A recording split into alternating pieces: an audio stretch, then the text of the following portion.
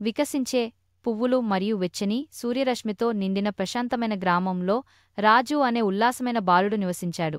ఒకరోజు పక్కనే ఉన్న ఇంట్లోకి ఒక కొత్త కుటుంబం వలసొచ్చింది. వారిలో ప్రియనే అందమైన అమ్మాయి కూడా ఉంది. వారు ఒకరినొకరు చూసిన క్షణం నుండి వారు స్నేహితులయ్యారు. రాజు మరియు ప్రియ త్వరగానే ప్రాణ స్నేహితులయ్యారు. వారు దాగుడు మూతలు ఆడారు, స్వీట్లు పంచుకున్నారు. పెద్ద మామిడి చెట్టు కింద వారి కలల గురించి మాట్లాడుకున్నారు. వారు రోజులు నవ్వు మరియు ఆనందంతో నిండిపోయాయి. ఒకరోజు నల్లటి మేఘాలు ఆకాశాన్ని కప్పేశాయి మరియు వర్షం పడటం ప్రారంభమైంది. కాని రాజు మరియు ప్రియ పారిపోలేదు.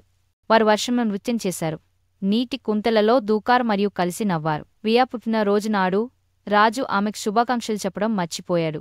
ఆమె విచారంగా ఉంది, ఏమీ మాట్లాడకుండా వెళ్ళిపోయింది. రాజు చేతితో తయారు చేసిన కాడుతో మామిడి చెట్టు కింద జాలిగా కూర్చున్నాడు. మరుసటి రోజు రాజు ప్రియకు అడవి పూసలతో చేసిన బ్రాస్లెట్ ఇచ్చాడు.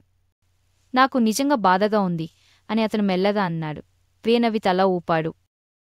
ఎప్పటికీ స్నేహితులో ఆమె బదులిచ్చింది. రాజు మరియు ప్రియ ఒకే తోటలోని రెండు పువ్వుల్లా కలిసి పెరిగారు. వారి స్నేహం దయ, నవ్వు మరియు అందమైన భవిష్యత్తు కలలతో నిండి ఉంది. ఈ వీడియో గనక మీకు నచ్చినట్లయితే లైక్ చేయండి, షేర్ చేయండి, సబ్స్క్రైబ్ చేయండి. Thank you for watching.